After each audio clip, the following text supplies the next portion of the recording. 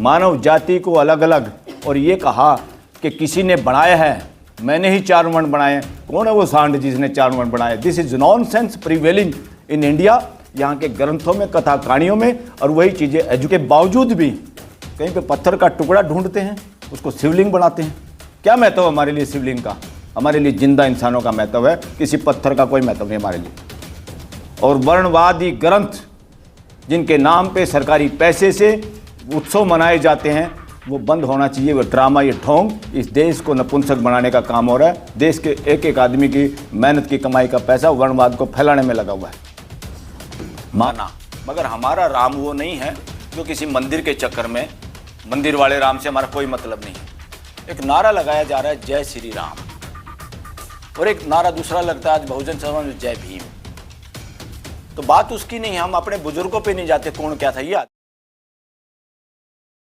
के लिए मैं अपने समय को डबल खुद करता हूँ स्पीड में बोलकर। तो मैं चाहता हूँ जो बातें मैं शेयर करना चाहता हूँ आप लोगों से, सीधा मैं उन बातों पे आऊँ। मैंने कुछ पॉइंट से लिखे हैं, उनके ज़रिए मैं अपनी बात आप तक पहुँचाने की कोशिश करूँगा। और ज़रूरी नहीं सब लोग इसे सहमत हों, बाद में डिस्कस कर सकते हैं। साथियों, सारा मामला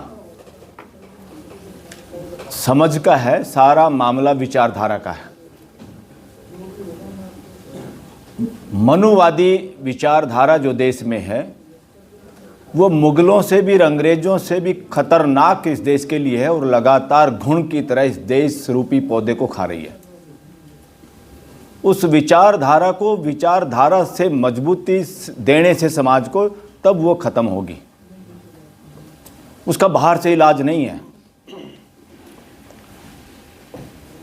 उसके साइड में कौन सी विचारधारा है जो सच्चाई पे आधारित है, और कौन सी विचारधारा है जो अस्तित्व के नियमों के खिलाफ है।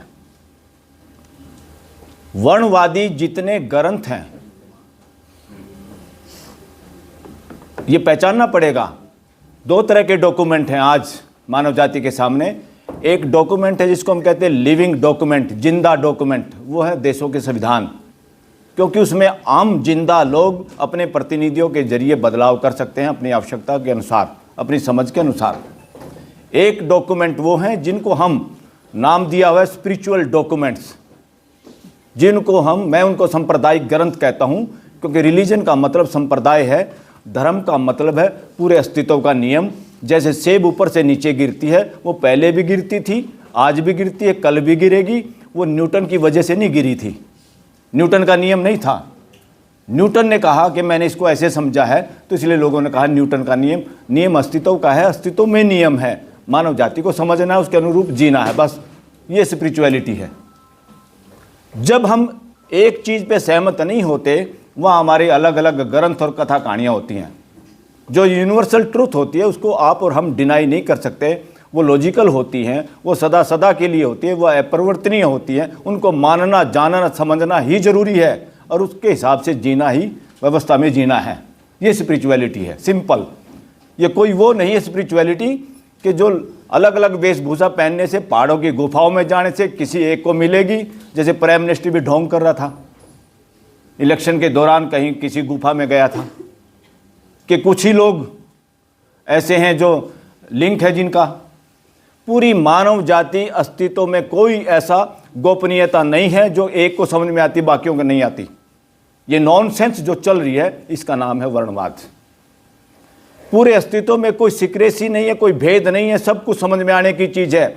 मानव जब समझता है, समझ के अनुसार जीता है। इस कमरे में घुसने के बाद किसी को डर नहीं लगा इसकी छत गिरेगी, सबको ऑटोमेटिक समझ में आ रहा था। नहीं तो ध्यान ऊपर होता। अगर हम झोपड़ी में बैठे होते, हवा चल रही होती, हमारा सबका ध्यान ऊपर होता, कभी मेरे सिर पर गिर जाए। तो यूनिवर्सल ट्रुथ वो चीज़ है, और यूनिवर्सल ट्रुथ को समझने के बाद पूरी मानव जाति एक ही जाति है, ये समझ में आता है। और जब वो चीज़ें समझ में आती है, वर्णवाद को जूते लगते हैं। उसके कहने से भी अक्षत्रिय, ब्राह्मण और फलाना XYZ नहीं होता। ये सारा का सारा ढोंग पे आधारित है। ये अस्तित्व को गाली है, सह अस्तित्व के नियम को भी के खिलाफ चैलेंज है। ये मनुवाद का वर्णवाद। वर्णवाद अस्तित्व विरोधी है, वर्णवाद शोषणकारी है, वर्णवाद ढोंगवादी है। इसलिए ग्रंथों में, जिन ग्रंथ कहानियों में मानव जाति को अलग अलग और ये कहा कि किसी ने बनाया है, मैंने ही 4 वर्ण बनाए, कौन है वो सांड जिसने 4 वर्ण बनाए? This is nonsense prevailing in India. यहाँ के ग्रंथों में, कथा कहानियों में, और वही चीज़ें एजुकेशन के जरिए पहुँचा रहे हो, तो you are creating important citizen in India. आप नपुंसक पैदा कर रहे हैं। 140 करोड़ पे मनुवाद राज करेगा, आप कुछ नहीं कर पाओगे। संख्या से कुछ नहीं होता। अगर संख्या ऐसी हो गई है कि जैसे कुत्ते के गले में पट्टा, पालतू कुत्ते के गले में पट्टा अगर हम खोल दें, वो बड़ा भयभीत हो जाता, डर लगता है उसको, वो उस पट्टे की वजह से अपने आप को शेर समझता है। तो जब तक मानसिकता से ये पर्दा नहीं हटाया जाएगा, ढोंगवादी मानसिकता से, अरे भाई जिंदा आदमियों की कदर नहीं। न्यायालय भी जिस राष्ट्रपति भवन मालचा गांव की जमीन पे बना है, वहां तोप तानी थी अंग्रेजों ने, और तोप तान के कुछ लोग भागे थे अपने बच्चों को बचाने के लिए, उनकी ज़मीनों को मुआवजा नहीं मिला। और जब मुआवजे के लिए दिल्ली हाई कोर्ट में गए तो हाई कोर्ट क्या कहती है? जेल, बहुत पुराना केस है। सुप्रीम कोर्ट भी ऐसी बोली। तो तब मनुवादी वर्णवादी मानसिकता के लोगों का कब्जा जुडिशरी पे भी है और वकालत पे भी है, और जुडिशरी जो बैठी है वो उसी तरह की मानसिकता से सोचती है, उसी तरह के फैसले देती है, उसी तरह से वो इंटरप्रिटेशन करते हैं संविधान का। और वही मानसिकता 600 साल पुरानी चीज़ों में कानून होने के बावजूद भी कहीं पे पत्थर का टुकड़ा ढूंढते हैं, उसको शिवलिंग बनाते हैं। क्या महत्व हमारे लिए शिवलिंग का? हमारे लिए जिंदा इंसानों का महत्व है, किसी पत्थर का कोई महत्व नहीं हमारे लिए। ये विचारधारा, ये वास्तविकता चीज़ों को समझ में नहीं आएगी। आज मानसिकता ये हो गई देश के बच्चों की, जो बहुजन समाज है, कि छोटी सी फुटपाथ पे कब्जा करके रखी हुई कोई मूर्ति हो, वहाँ पे गर्दन झुकाएंगे। अरे उठाना था तो उस पत्थर को, साइड में के लोगों को रास्ते में रोड़ा अटका रहा है, वहाँ पे माथा टेक रहे हैं। माँ बाप की इज्जत नहीं और ढोंग में घुसे हुए हैं, इसलिए इतनी जड़ें गहरी होगी। वर्णवाद इस देश के लिए कैंसर है, और वर्णवादी ग्रंथ जिनके नाम पे सरकारी पैसे से उत्सव मनाए जाते हैं, वो बंद होना चाहिए। वो ड्रामा, ये ढोंग इस देश को नपुंसक बनाने का काम हो रहा है। देश के एक एक आदमी की मेहनत की कमाई का पैसा वर्णवाद को फैलाने में लगा हुआ है। मामला यहाँ संख्या का नहीं है, विचारधारा का है। जो क्योंकि उन लोगों के उसमें वो इसके सहारे उनकी रोटी चल रही है। जब देश भूखा मरता है, किसी के घर में आदमी मरता है, तो वहाँ वर्णवाद और मनुवाद मजबूत होता है, क्योंकि आप तो पैसे देते हो वहाँ पे। वर्णवाद आपका नुकसान हो, आपका फायदा हो, लगातार वो फलता फूलता है। और उसी वजह से जैसे काटड़ू भी भैंस का थन नहीं छोड़ना चाहता, चाहे उसमें दूध हो या ना दो, हमें क्या करना, हम किसानों के बच्चे, हमें पता उसको कैसे हटाते हैं, ऐसे उसको मारा जब वो साइड थन छोड़ता है। मगर यहाँ सामने काटड़ा नहीं है, वो इंसान है। हम उन पे भी रहम करते हैं, पर रहम जब होगा जब हम मजबूत होंगे मानसिक तौर पे। वर्णवाद की हर चीज़ को संविधान कहता है। मैं संविधान पे आता हूँ। बहुत सारे लोग बड़े भयभीत हैं इस देश के अंदर। किसी ने कुछ कह दिया, मेरी आस्था को चोट लग गई। किसी ने थोड़ा सा कुछ कह दिया, बोलने की आज़ादी बड़ी है। किसी को चुप करना अस्तित्व विरोधी है। अस्तित्व में आदमी है, आदमी बोलने की चीज़ है, समझ के बोलता जो उसकी समझ में आती है। वो गलत हो तो उसको ठीक करो। आस्था के ऊपर 3 कंडीशन है संविधान ने लगाई। आस्था यानी राइट टू कॉन्शियस, जो हमारे वकील साथी कह रहे थे, राइट टू कॉन्शियस तभी तक है जब वो 3 चीज़ें गड़बड़ नहीं करता, 3 बदमाशियाँ नहीं करता। क्या क्या? पब्लिक हेल्थ को डिस्टर्ब नहीं करता, पब्लिक मोरालिटी के खिलाफ नहीं बोलता, और पब्लिक ऑर्डर, समाज में अफरा तफरी भाईचारा खराब नहीं करता। 3 चीज़ें अगर कोई करता है, उस आस्था को जूते मारने का हक है हर सिटीजन का, और मारने पड़ेंगे और मारने चाहिए। उसमें कोई डरने की बात नहीं है। साथियों, सरकार सरकार सरकार सरकार बड़ा नेगेटिव वर्ड है। सरकार पिक्चरों में देखते थे, किसी को विलियन को बोलते थे गरीब आदमी, मेरी सरकार। This is nonsense word. ये हिंदी में जो गवर्नमेंट ऑफ इंडिया का भारत की सरकार का अनुवाद किया है, ये नॉनसेंस, हमें बदलना पड़ेगा। गवर्नमेंट ऑफ इंडिया का मतलब है मानवीय व्यवस्था। आज़ादी से पहले राजशाही थी, तानाशाही था, व्यक्तिवाद हावी था। उसके बाद इस देश में संविधान आया, और संविधान के हिसाब से है कि भाई एक व्यवस्था बनानी है, मानवीय व्यवस्था, ताकि हम सब साथ साथ जी सकें। वो प्रियम्बल में लिखा है। प्रियम्बल में लिखा है कि 3 तरह का न्याय लोगों को देना है, आर्थिक, सामाजिक और पॉलिटिकल जस्टिस। मगर न्याय का मतलब क्या है, उसमें लिखा हुआ है कि न्याय का असली मतलब है, इन तीनों न्याय को भी हम तब मानेंगे जब ये भाईचारे में तब्दील होता है। अल्टीमेटली भाईचारा is the target of Indian constitution. Preamble ये कहता है आपका कुछ भी काम हो, कुछ भी न्याय हो, वो भाईचारे में तब्दील होना चाहिए। ये क्लियर कट है। देश में पंगा फैलाया जाता है, रिजर्वेशन का विरोध होता है। क्यों होता है? जिस फैसले ने कहा 50% रिजर्वेशन से ज़्यादा नहीं हो सकती, वो मनुवादी वर्णवादी मानसिकता के जज थे। उन्होंने जानबूझ के किया था। संविधान का मर्म ये नहीं है, नौकरियां किसी को पैसे के लिए नहीं है। असल में ये नौकरियां इस देश की व्यवस्था में भागीदारी है, जो कि समाज के हर हिस्से की भागीदारी होनी चाहिए। समाज का, हमारा शरीर का भी हर अंग भागीदारी करता है तो हम स्वस्थ आदमी हैं। कोई भी एक अंग खराब होता है तो हैंडीकैप माने जाते हैं। 2 चीज़ें बड़ी हो रही हैं। वर्णवादी मनुवादी लोग एक चीज़ का बड़ा प्रचार कर रहे हैं। हम किसान समाज से आते हैं, हमने तो देखा है खुद अपने बुजुर्गों को हल चलाते वक्त भी कहते थे ले राम का ना। मगर हमारा राम वो नहीं है जो किसी मंदिर के चक्कर में, मंदिर वाले राम से हमारा कोई मतलब नहीं है। एक नारा लगाया जा रहा है जय श्री राम, और एक नारा दूसरा लगता है आज बहुजन समाज में जय भीम। तो बात उसकी नहीं है, हम अपने बुजुर्गों पे नहीं जाते कौन क्या था, ये आदमियों के नारे नहीं हैं। इसका भाव समझना होगा। एक नारा है डराने का नारा, तानाशाही का नारा, राजशाही का नारा, शोषण का नारा, भेद का नारा। एक नारा समानता का नारा, भाईचारे का नारा, हारमोनी का नारा। पॉलिटिकल इतने लोग हैं, पोजीशन में भी अभी भी हैं लोग, और बहुत सारे जिसको भी देखो वो इलेक्शन कंटेस्ट करना चाहता है। बहुत सारा युवा की एनर्जी पॉलिटिकल नेताओं के इर्द गिर्द घूमने में सारी ज़िंदगी बर्बाद हो जाती है। तीर तुक्का एक आध का लग जाता है, और जब लगता है तो वो भ्रष्टाचार करके कुछ पैसे कमा लेता है। फिर जब बोलने का वक्त आता बोल नहीं पाता। जैसे आजकल अपोजिशन सारी चुप है, वो इसी वजह से चुप है, पाप की कमाई किए बैठे हैं और ज़्यादा माल इकट्ठा कर लिया।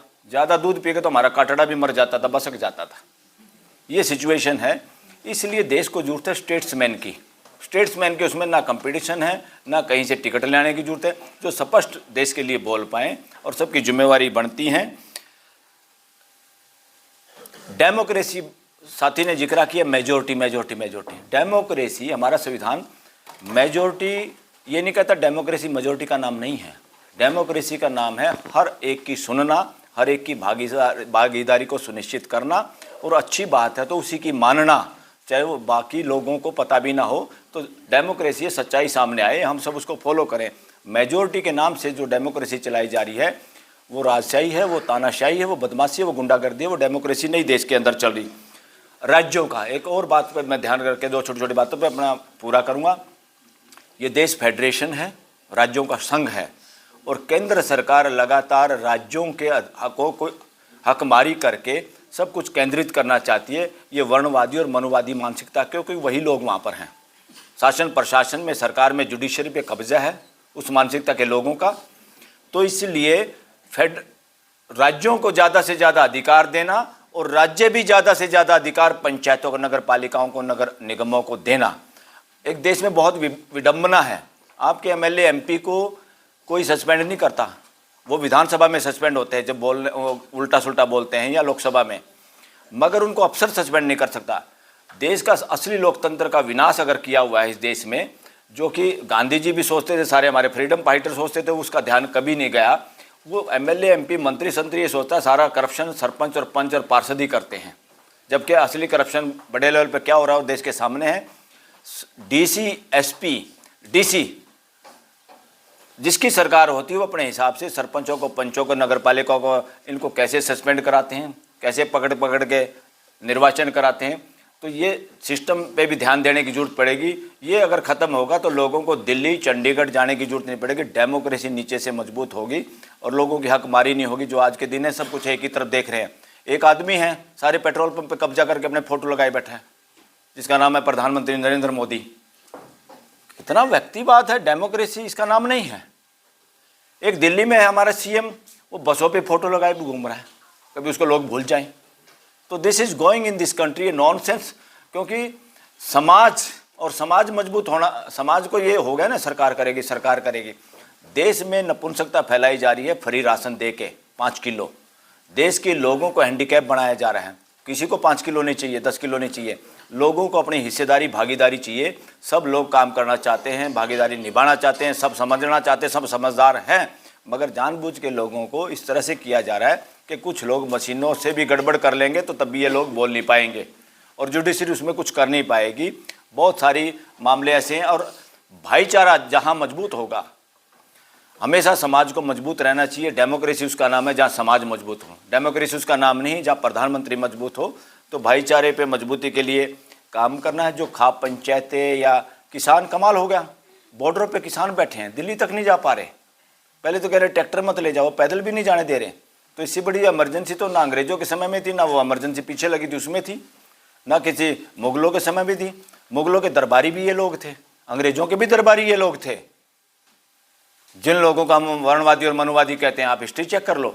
तो इनको जो कब्जे की मानसिकता जो चल रहा है, ये वैचारिक वो है मामला, इसमें संख्या का मामला नहीं है। संख्या भोजन भोजन करते रहो, फर्क कुछ पड़ नहीं रहा।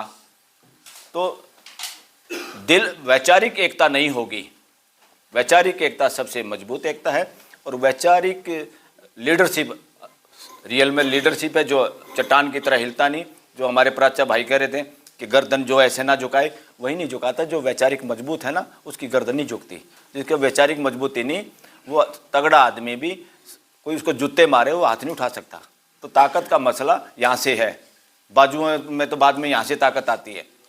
बाजुओं में ताकत और यहाँ ताकत नहीं है तो बाजुएं काम नहीं करती। तो इन्हीं बातों के साथ मैं अपनी बात वो करना चाहूँगा और ये निवेदन करना चाहूँगा। हरियाणा वाले तो ऐसे मेरे को लगता है, पंजाब वाले भी, और ऐसे मेरे को लगता है पाकिस्तान वाले भी, कम से कम अगर हम उस पर भी जाएं, पर्टिकुलर एक जातियों पे भी जाएं या प्रोफेशन पे जाएं, खेती बाड़ी पे, खेती बाड़ी से जुड़े हुए लोग हैं, जो खेती वाला है, जो खेती की मदद करने वाला लोग हैं, जो समाज है हमारा जो खेती से जुड़ा हुआ, हरियाणा के जो लोग हैं, they feel very much affection with Punjab. ये तो सामने क्या आया, ये इस आंदोलन की वजह से सामने आ गया, वरना ये अंदर अंदर तो ये बातें चलती ही रहती हैं। तो लोगों को जुड़ने की ज़रूरत है। ये जो बैरियर है रिलीजन के, इनको को भी फांदने की ज़रूरत है। और पूरे इस देश के लिए अगर भविष्य अच्छा होगा तो तभी होगा जब कम से कम हरियाणा, पंजाब, उत्तर प्रदेश और यहाँ के किसान और किसानों से जुड़े हुए सारे समाज इकट्ठा होंगे। तो पंजाब के पाकिस्तान के साथ जो दुश्मनी दिखा के और आतंकवाद करके जो डराया जा रहा है, इस देश का भविष्य है पाकिस्तान के और इंडिया के भाईचारे में। और वो भाईचारा हम ही स्थापित करेंगे, हमें सरकार की जरूरत नहीं है। और सरकार ऐसी किसी में मजबूती नहीं कि जो लोगों के भाईचारे को रोक पाए। और ये देश दोनों तभी बचेंगे जब हमारा भाईचारा समाज लेवल पे होगा। तो ये बहुत ज़रूरी है। इसी बात के साथ मैं आपको वाणी को विराम देता हूँ। आप लोगों का धन्यवाद। Thank you very